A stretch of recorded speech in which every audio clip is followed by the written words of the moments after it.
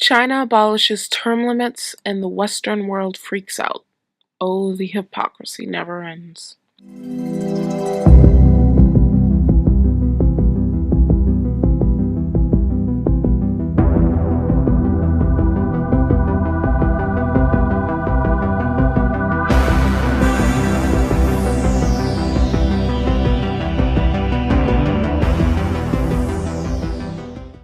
China's legislature voted almost unanimously on Sunday in favor of changing the country's constitution to remove presidential and vice presidential term limits, formally allowing Xi Jinping to stay on as head of state beyond 2023.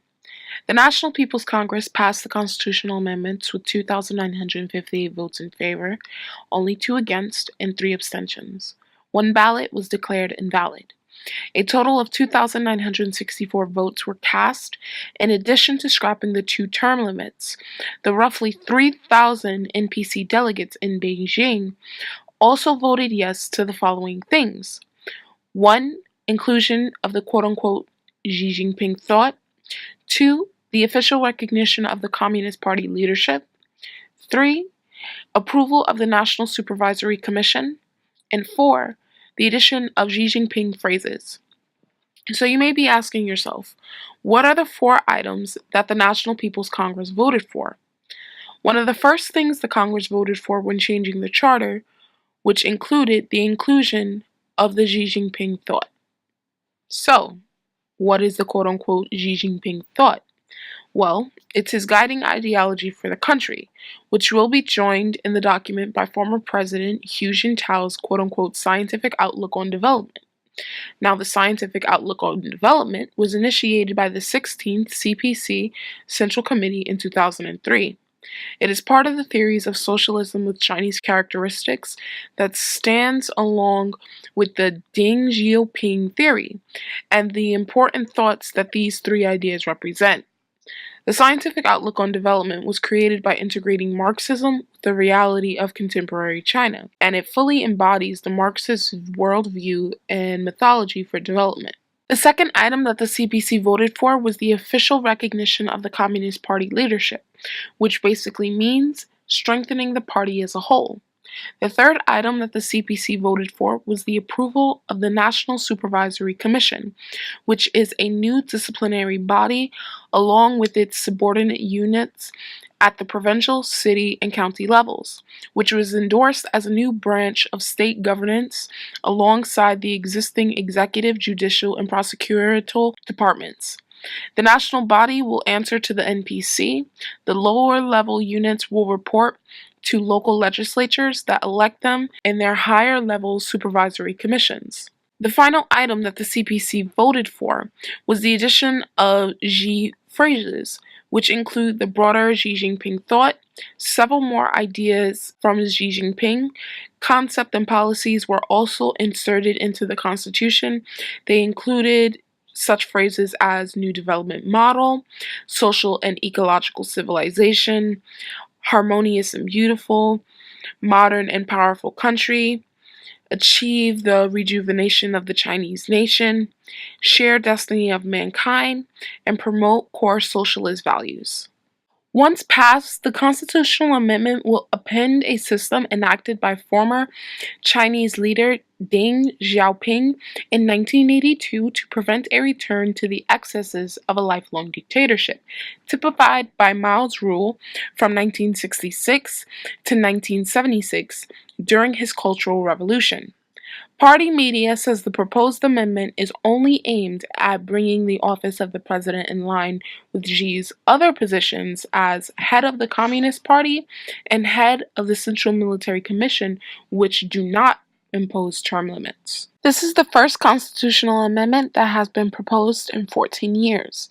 Now, Xi Jinping has consolidated power since 2012, when he was appointed to the country's top office, which is the General Secretary of the Communist Party. Xi has appointed himself to head bodies that oversee national security, finance, economic reform, and other major initiatives, effectively sidelining the party's number 2 figure, Premier Li Qingyang.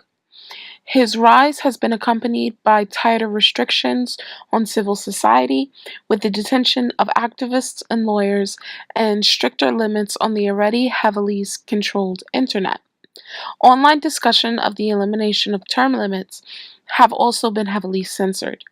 At the same time, he has gained a measure of popularity among Chinese people through a relentless crackdown on corruption that has punished more than 1 million party officials and sidelined potential rivals.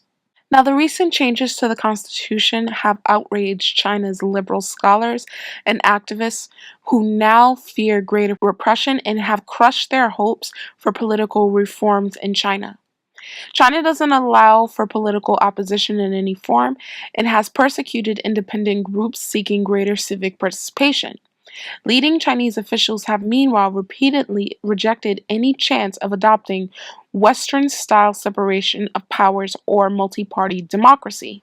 Critics of the move made by China said that it echoes North Korea with its autocratic rule by the Kim family, while others said that they feared a cult of personality was forming around Mr. Xi Jinping. These naysayers casually disregard the fact that China's political system has developed and is evolving in accordance with the country's unique national conditions. Ran an editorial in the English language China Daily. The editorial attacked Western politicians and media speaking ill of China, saying that their thinking was outdated. Believing that the truth entails a loss to themselves, they have no compunction about making false claims and considering it excusable to speak so shamelessly.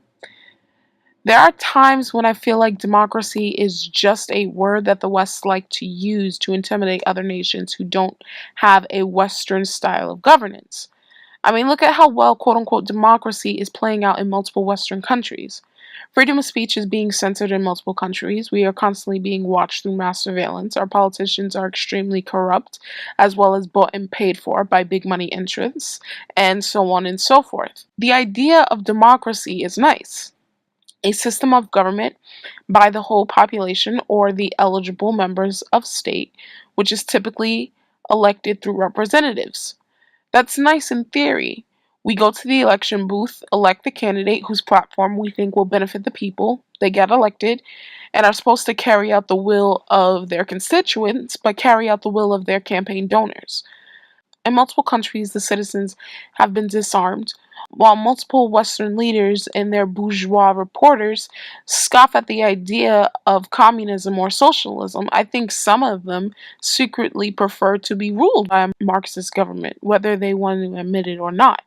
Foreign advocates of democracy had hoped the internet, cell phones, and other emerging technologies would erode the party control. Instead, Chinese leaders invested heavily in developing web filters and using the internet and video surveillance networks to strengthen their ability to keep tabs on the public, something we see that Western governments are actively adopting. Beijing has long argued that a Western-style democracy is not appropriate for China. It cites political and bureaucratic logjams in Washington and elsewhere as evidence of the superiority of its Marxist-Leninist rule. Some key parts of the Western value system is collapsing, said an editorial in the Golden Times, which is a Communist Party newspaper. Democracy, which has been explored and practiced by Western societies for hundreds of years, is deteriorating. Many Western analysts have likewise ceased envisioning a democratic China. We see now that history is not ineluctable moving toward democracy, said Shiel, the American Chinese expert. History is just moving where it moves. And that's my whole thing. I don't understand why many Western analysts and governments thought that China was becoming a democracy. It in no way, shape, or form exhibited facts that it was moving in that direction.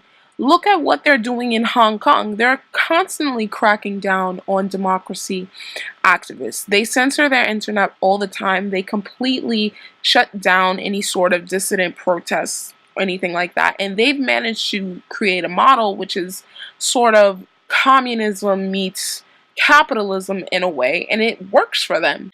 So it will be interesting to see what happens politically in China these next few weeks and months, because things are definitely getting interesting. I'm the Millennial Revolt. Thank you guys so much for watching, and you have a wonderful day. Bye.